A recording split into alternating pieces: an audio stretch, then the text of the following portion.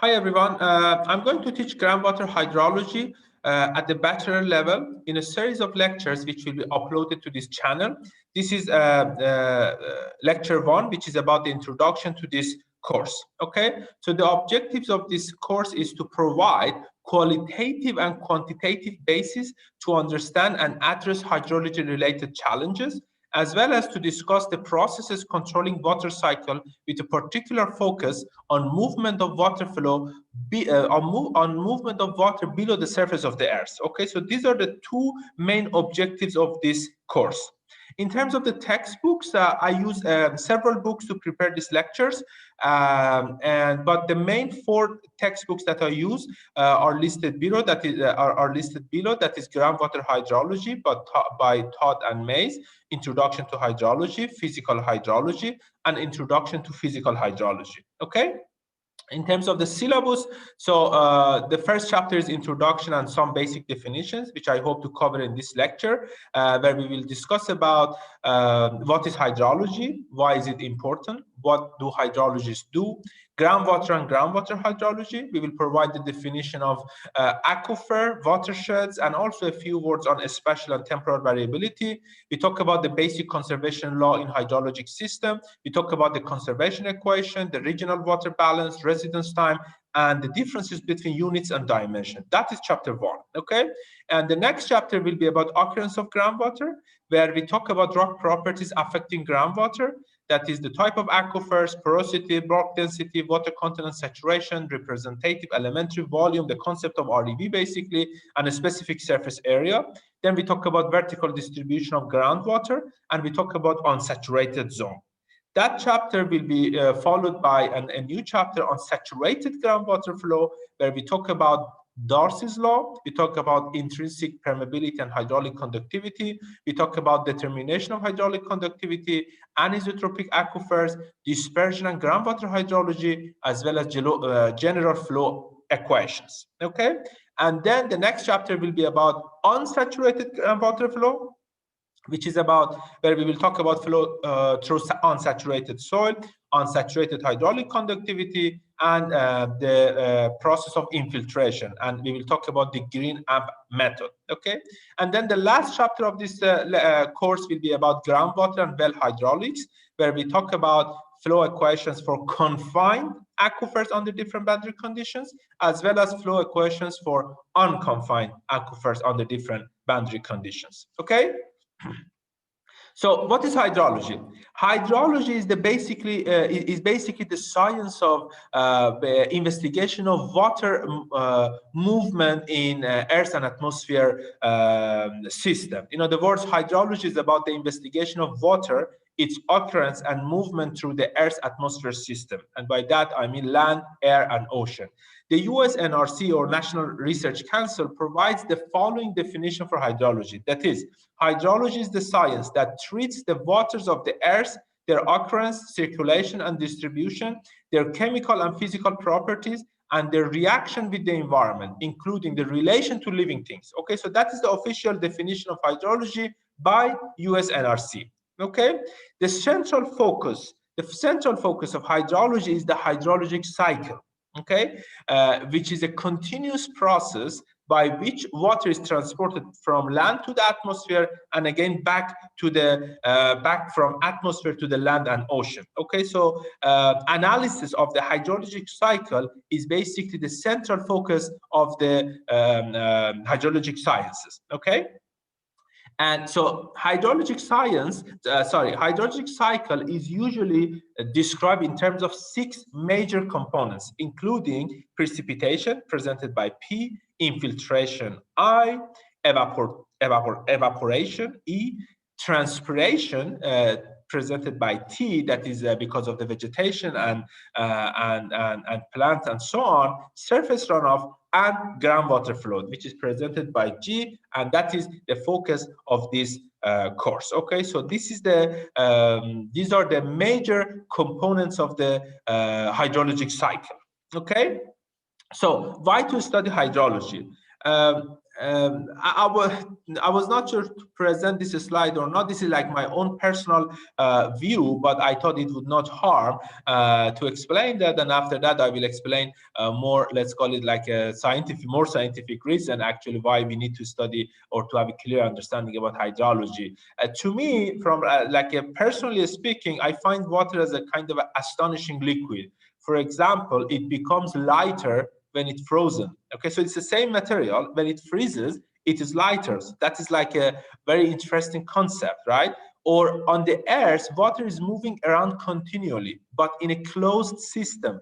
What does it mean? It means the system as a whole neither gains nor loses significant amount of water. In other words, the same water that exist, let's say, in soil, in plants, in ocean, or even in our body, the same water actually existed million years since millions years ago on Earth, and it has just been recycled through the hydrologic cycle. So to me, water is a kind of an element that is connecting us to the past and to the future, like a unifying element via hydrologic cycle. So think about it. This is like a very interesting concept, and personally speaking, understanding water on Earth and atmosphere is simply a fascinating topic. Okay, so Thales, the great Greek philosopher, believed the principle of everything was water, and water is the driving force of all nature. This is a very well said quote by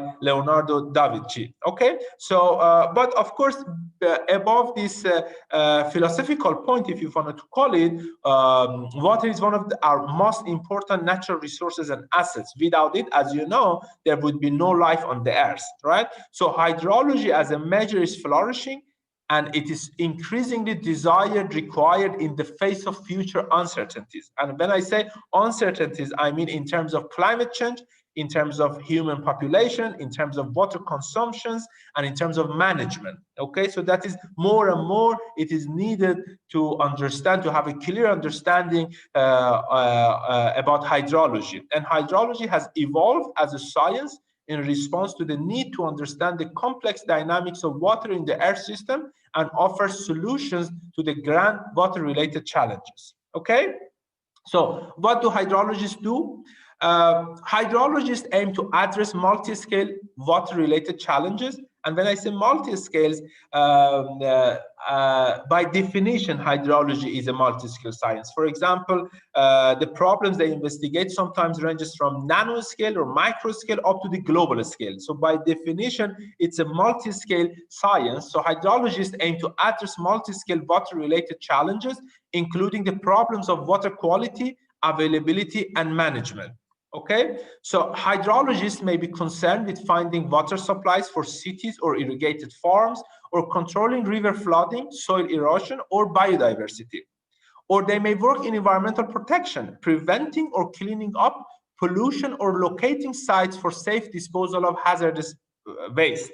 So this is another type of work that hydrologists do. But in my opinion, the skills and tools that you learn as a hydrologist, you can apply those tools and skills and knowledge on in different disciplines. For example, environmental engineering, definitely, civil engineering, chemical engineering, mechanical engineering. In all these sciences, you can use and apply the tools you learn as a hydrologist.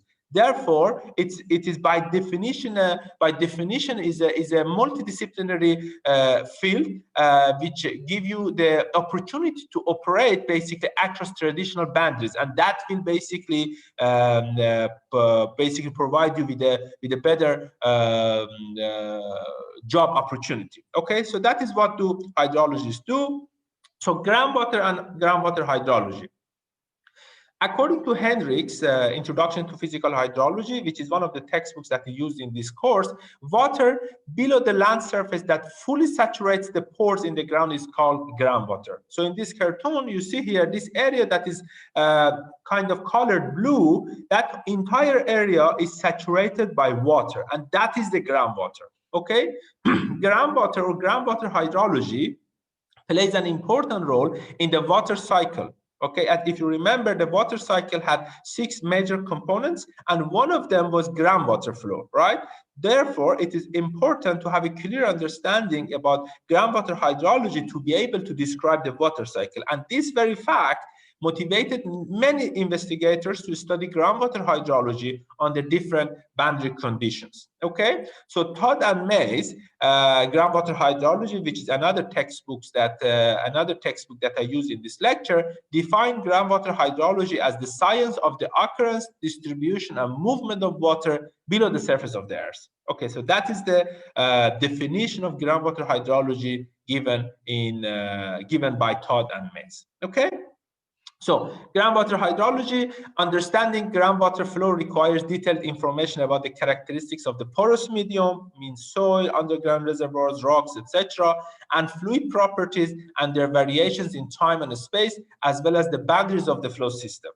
Groundwater hydrology is an important topic for water management, vegetation, and crop production, as well as contaminant transport in soil and water quality, which will be discussed in future lecture.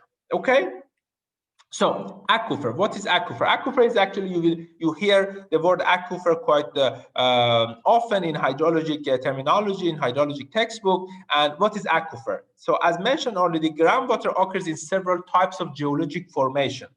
An aquifer is an underground water-bearing formation, okay, that can store enough water and at the same time that can transmit it at a rate fast enough to be hydrologically significant. So that is an aquifer. So as you can imagine, aquifer can be or maybe a layer of gravel, sand, sandstone, limestone, or any other permeable geological formation. Okay, so depending on the upper boundary of the aquifer, you have 2 main types of aquifer, that is confined and unconfined aquifer. So there are 2 major classes of groundwater flows, which are distinguished by the nature of the upper boundary of the flow, causing 2 types of aquifer: confined aquifers and unconfined aquifers. Okay, so what is confined aquifer? Confined aquifer confined aquifer. If an aquifer is saturated completely, fully saturated, and from below and above, it is bounded by impermeable layer. Okay, by impermeable geological formations, that is a confined aquifer. So if an aquifer is saturated throughout and bounded above and below by impermeable materials layers called confining layers, it is called a confined aquifer. So look at this example. This water here, you see from the top, it is confined by this impermeable layer, which is presented by the brown color, okay, impermeable geological formation. Let's call it confining layer. And therefore, this type of aquifer is called confined aquifer. And note that the water in the confined aquifer is under positive pressure. In other words, if you penetrate this confined aquifer with a well, the water will rise above top of the aquifer. Okay, so let me read it from here. Water in the confined aquifer is under pressure. If the aquifer is penetrated by a well, water will rise above top of the aquifer. So that is confined aquifer. Another type of aquifer is called unconfined aquifer. Okay, an unconfined aquifer, at the top of the unconfined aquifer, there is not impermeable formation. Basically, what there is that the pressure is at atmospheric pressure, and there is water table at the top of the unconfined aquifer. And water table is the kind of an interface separating the saturated zone, that is anything below the water table is completely saturated, from the unsaturated zone. That is the things, the region that is located above the water table. Okay, so an unconfined aquifer is an aquifer whose upper boundary is at atmospheric pressure or water table. The water table, that is the upper boundary of the unconfined aquifers, can rise or fall depending on the conditions. Okay, note below and above the water table is called saturated and unsaturated zone respectively, as I already explained, and that water in the saturated zone is called groundwater. So here in this cartoon, you see here this light blue here. This is confined aquifer, because from the top and bottom it is confined by impermeable layer with presented by the brown color. But this aquifer here, this one, is unconfined aquifer, because at the top there is no impermeable layer, and at the top of the unconfined aquifer there is water table. Okay. Another definition is watershed, which is another term that is used quite often in hydrology. That what is a watershed? Basically, a watershed is the area of land that catches rain and snow, which drains or seeps into a common water body, such as a stream, river, or lake. Okay, so the area that collect the water and drain or seep into the same water body is called a watershed. And this cartoon shows a kind of schematically a kind of a typical watershed. Okay, every point on the earth, on the surface of the earth, is situated in a watershed.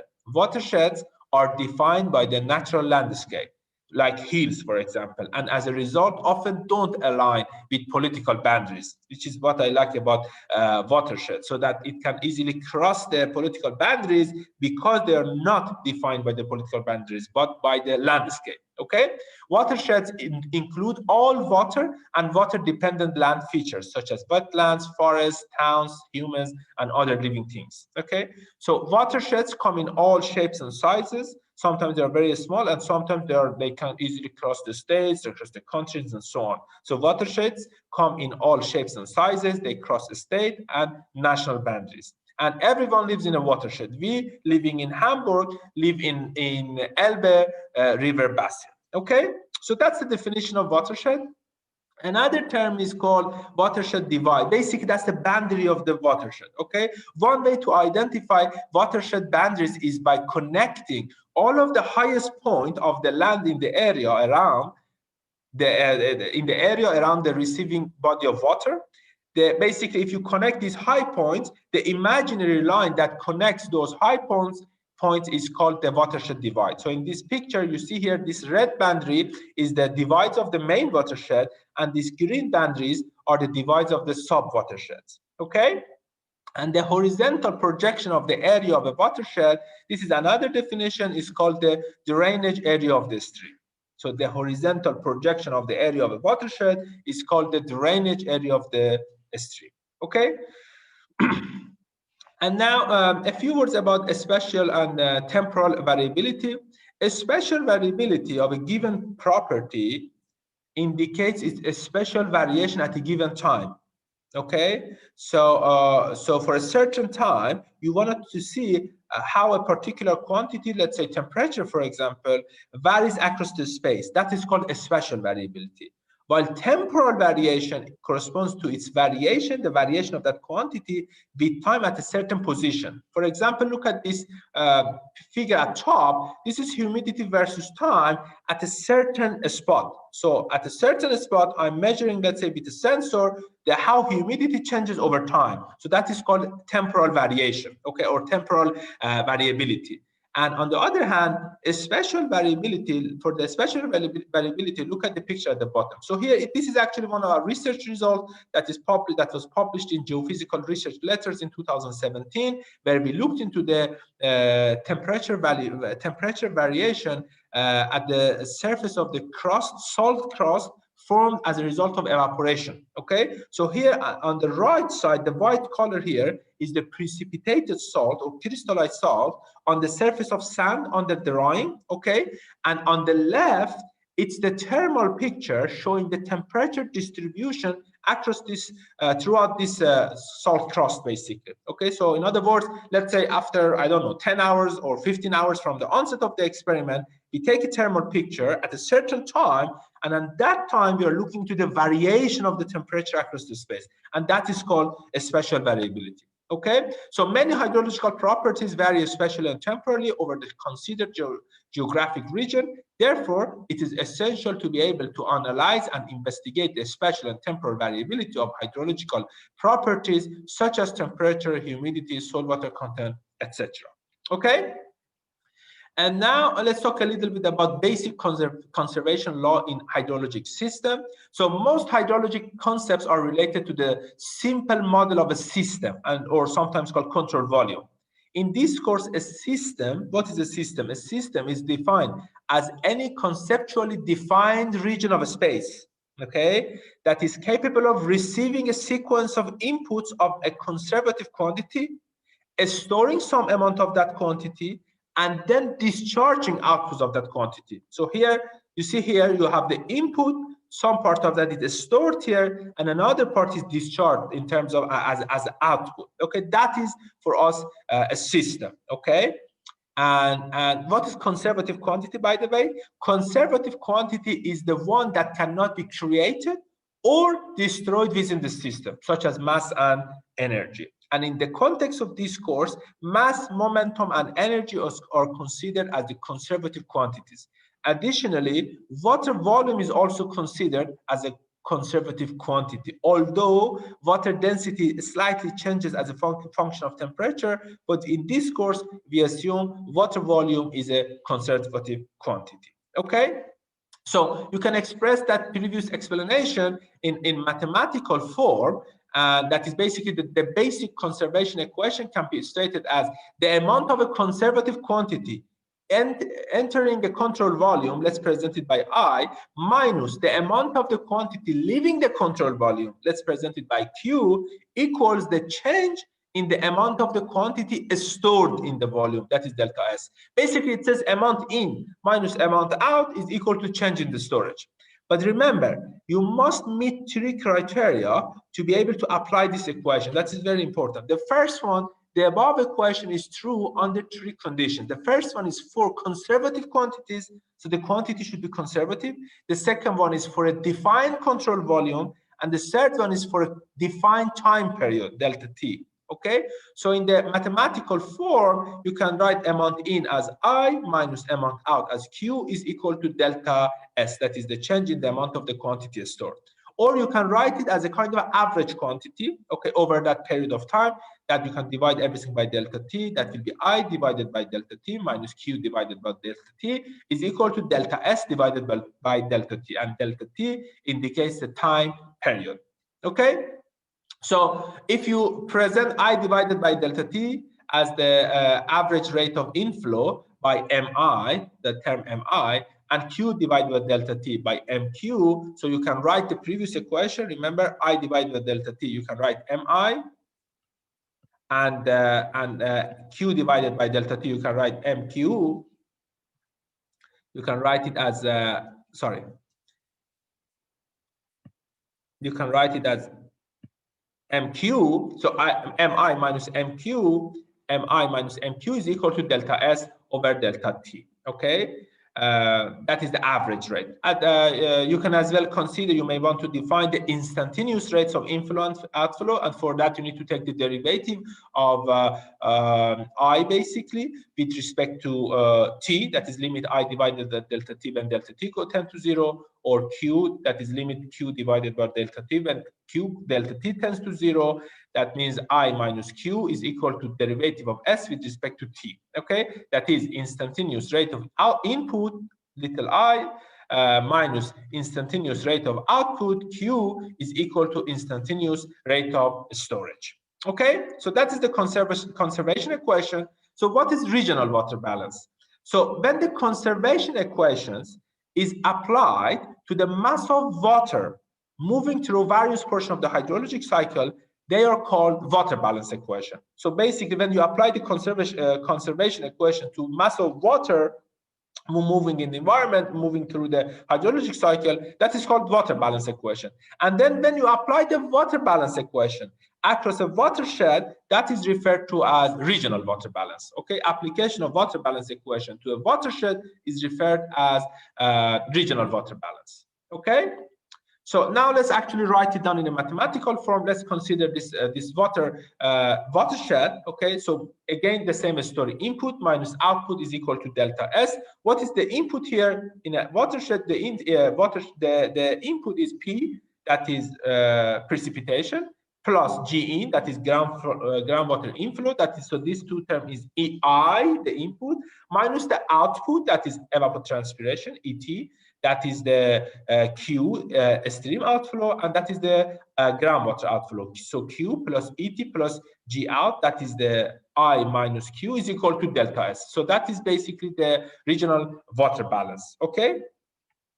And So another term that I like to introduce here is the residence term, that is as well quite often used in hydrologic analysis. The residence time.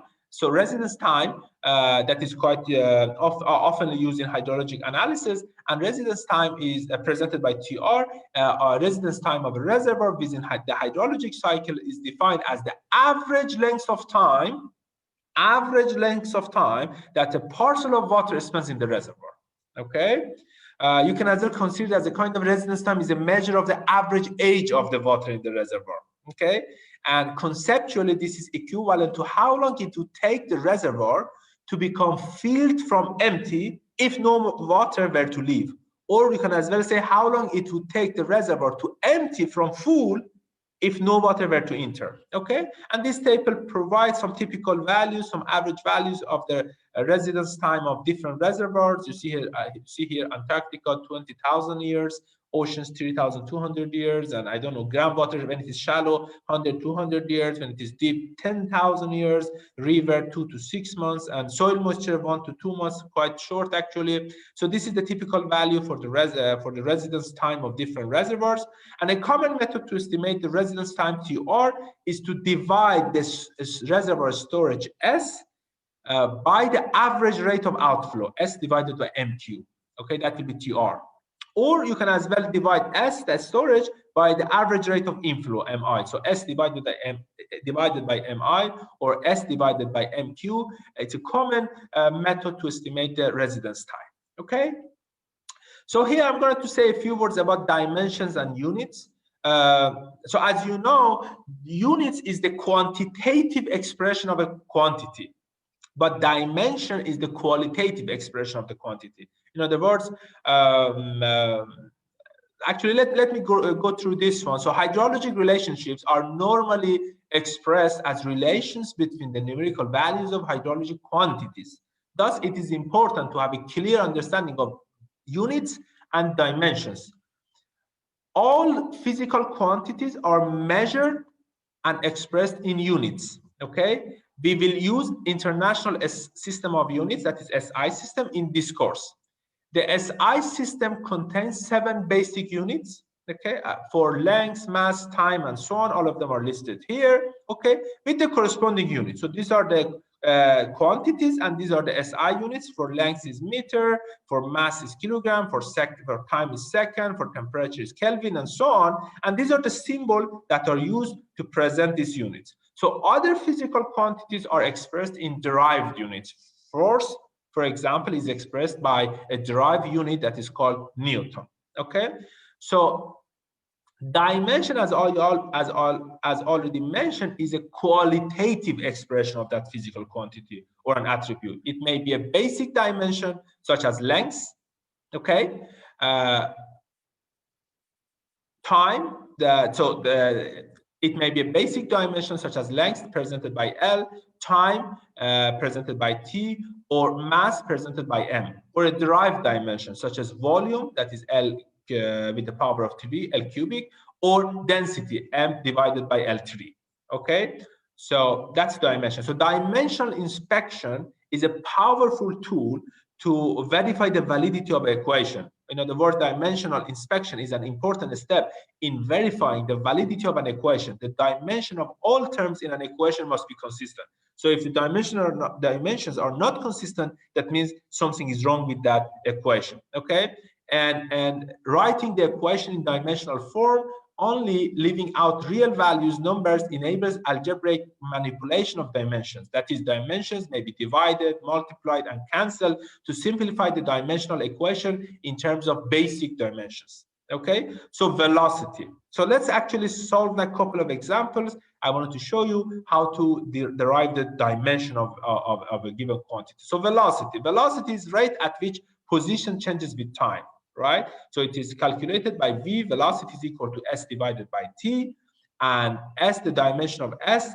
is L, and the dimension of T is the capital T. Therefore, the dimension of the velocity is LT minus 1. And the SI unit of velocity, as you may know, is meter per second. So that's the dimension of the velocity, LT minus 1. So you can do the same calculation, for example, for acceleration, that is rate of change of velocity with time. The SI unit is meter per square second.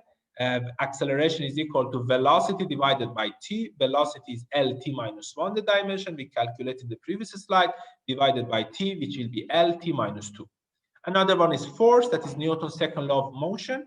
The SI unit of force is Newton, N, and F is equal to MA.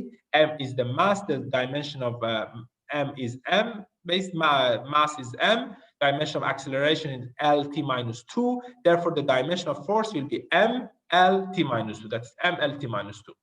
Pressure, that is force per unit area.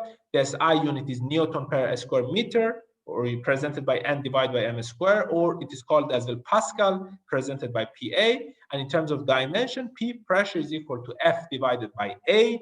F is MLT minus 2, so we have it here, that is MLT minus 2, you just plug it here, divided by A, that is L square. Therefore, this one will be M, L minus 1, T minus 2. That will be the dimension of pressure. And dimension of work is the definition of work basically is force times displacement. Okay, the SI unit is joule, and the equation is work is FD, F is force, the dimension of force we just calculate, sorry, not this one.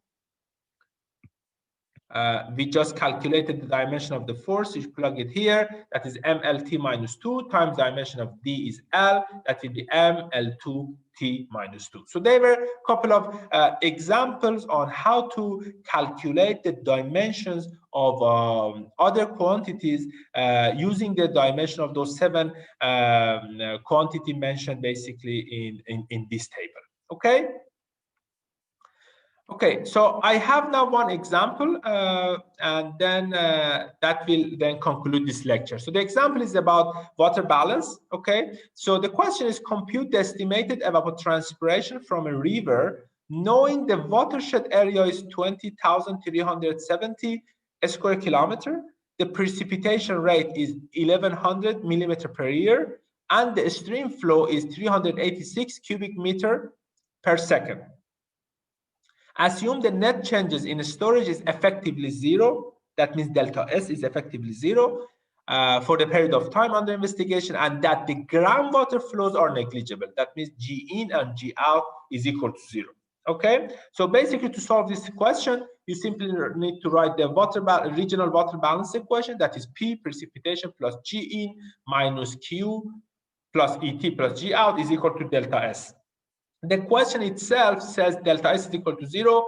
Ignore the groundwater flow, that means G in and G out is 0. So you can simply bring ET to the other side of the equation. So therefore, ET will be equal to P minus Q. Or in the average term, average over time, you can write MET equal to MP minus MQ. Okay? So in the question, so here, sorry. The precipitation rate is 1,100 millimeter per year, okay? But the stream flow is in the unit of cubic meter per second. So we need to convert it to the unit of millimeter per year, okay? So that 386 cubic meter per second. So remember, note that the precipitation is millimeter per year. So that is a kind of a unit of velocity, time, length per time. But this is volume per time. So you first need to divide this by the area to get the length per time, okay? But of course, you need to convert the units to be consistent. So here we wanted to work with the unit of millimeter per year. So cubic meter, so 386 to convert cubic meter to cubic millimeter, you need to multiply it by 10 to the power of 9, because 1 meter is 1,000 millimeter. Therefore, cubic meter will be, to convert it to cubic millimeter, you need to multiply it by 10 to the power of 9. And then second, you need to convert it to year. So to do that, you need to multiply second by 60 to get minute, multiply by 60 to get hour, multiply by 24 to get the day, multiply by 365 to get the year, okay? And then you need to divide it by the area, that is the area of the watershed, which is 20,370 square kilometer, okay? So a square kilometer, you need to convert it to a square millimeter, and to do that, you need to multiply it by 10 to the power of 12, because 1 kilometer is 10 to the power of 6 millimeter. Therefore, a square kilometer, it will be 10 to the power of 12 millimeter square. So you can see here, this is a millimeter cubic millimeter per year divided by a square millimeter, and that will be out. So that will be only millimeter here. So that will be millimeter per year. And then if you do the calculation, you will end up to nearly, more or less, approximately to 598.